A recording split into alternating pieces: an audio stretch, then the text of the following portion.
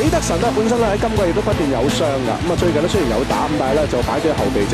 咁啊而家咧正選嘅當中，譬如戴雲布朗啊，咁啊呢個開過呢啲咁嘅佳績啦。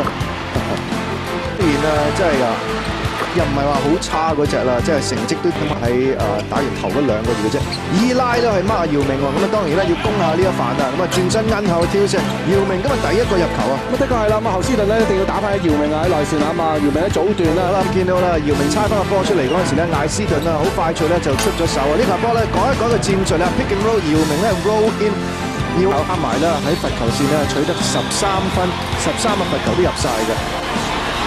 咁至於姚明咧18，咪都係要加翻內線先啦。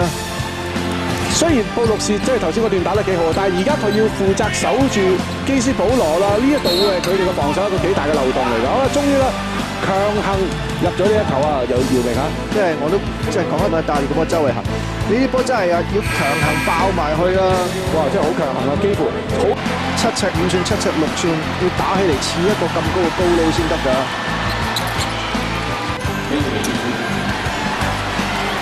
咁啊，火箭咧係 NBA 裏邊射罰球命中率啦80%嘅。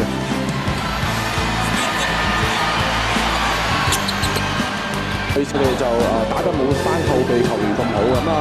下半場一開波，我感覺咧亦都係紐奧爾良班球員較為有活力一啲喎。咁啊，姚明咧就繼續啦，咁啊攻翻內線，但係都可以咁同埋艾斯頓下半場咧，睇下佢可唔可以咧係嗰個決策啊，或者投射各方面做得好少少啦。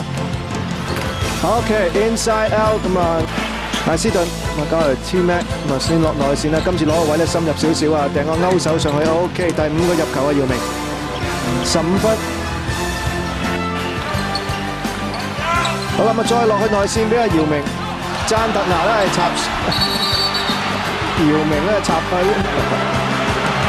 再睇一次啦，姚明攞嗰個位置雖然係遠啲，咁但係啦留到呢度啦，插咗水反而都造就咗姚明可以咧轉身做呢個理入。追咗阿贊特拿，吹埋個 kick， 即係 kick 一 kick 嘅姚明添喎。